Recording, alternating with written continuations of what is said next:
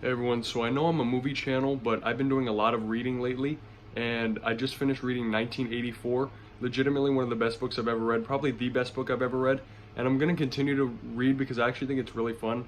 It's definitely a new hobby of mine.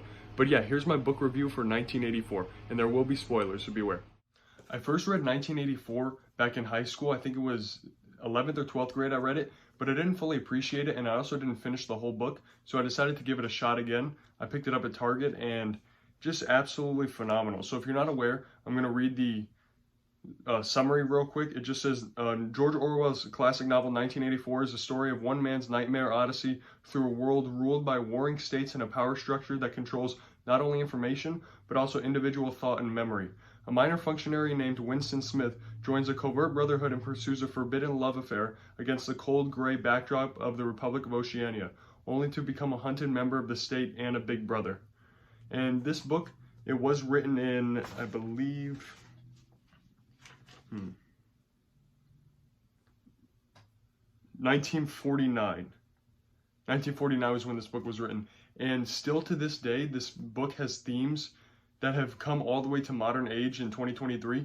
And you could see it with things like the control of information and trying to create one big government entity. And it's actually really disturbing because this movie rings true all the way to the present. Now, if you haven't read 1984, you definitely should do so because it's very good. I love dystopian novels, and this is like the ultimate dystopian novel in my opinion. So the main character, Winston, he is in this world that's controlled by Big Brother, and he is not able to have his own independent thought because there's a force known as the thought police that can literally, if you think incorrectly or against what the state wants you to think, then they could take you away and then just exterminate you from history as if you never existed. They delete records. They're constantly changing the past in order to make Big Brother and the government look more favorable. And it's really disturbing because he sees that something's going wrong, but he sees that everyone around him is completely oblivious to the fact that they're being brainwashed. So he takes it upon himself to try to sort of enact a rebellion in order to overthrow the government, but he knows that he's not going to succeed because it's just too powerful. So in his lifetime, he knows that he's going to fail, but he wants to at least set in motion a rebellion for the future to eventually take hold of it. But it's really sad because he obviously doesn't get anywhere, and this is a spoiler, but if you haven't read the book, go ahead and read it first.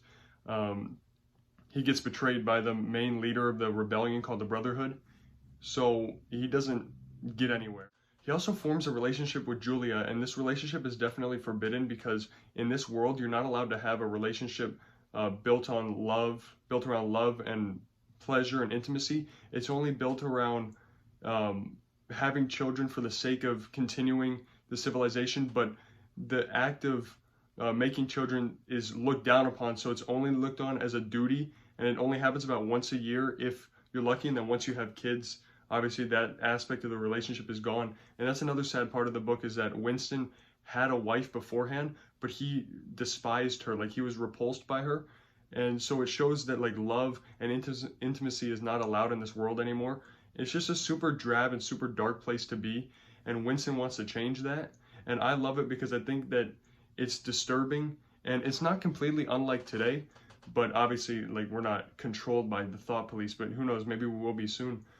But yeah, this book, I keep saying movie, but this book, it's so disturbing, it's so sad, and you should definitely give it a read. Now, if you haven't read the book, I'm going to spoil the ending right now just because I want to. I love talking about it. But at the end, when he finally is captured by the thought police and he's reformed into just another like picturesque citizen, and he loves Big Brother now, I think that part, and he becomes a comrade, I think that part of the book, easily the best part of the book. I think it's one of the best endings to any book that I've ever read because his whole journey throughout the book is, you think it's going to go one way and then it goes another way, and it completely undermines the rest of it in a good way, not in a bad way, but in a good way, because everything that he was fighting for, just, it beat him in the end. And that part I think was really good. I love it. I love this book. I give it a 10 out of 10. I highly, highly, highly recommend it. You should definitely check it out. So that has been my book review for 1984. I'm not a good reviewer for books because obviously I'm a movie channel, but if you want to see more book reviews in the future, Let me know down in the comments, and let me know what books you think I should read. I read The Alchemist by Paulo Coelho, and I'm going to do a review for that one as well. Spoiler alert, I didn't like that one as much. And then I'm reading The Invisible Man right now. I have other books like Animal Farm, Of Mice and Men, The Road by Cormac McCarthy. I'm looking over there, Dune, Atlas Shrugged, Brave New World. I have a lot of books, so if you want to recommend a book to me that you think I would like, go ahead and leave it down in the comments. I love dystopian books. I love sci-fi novels. I love science fiction. I just said that. I love basically any fiction. I like fantasy. I'm not really a big nonfiction fan, but if you have a really good book that you want to recommend, make sure to let me know.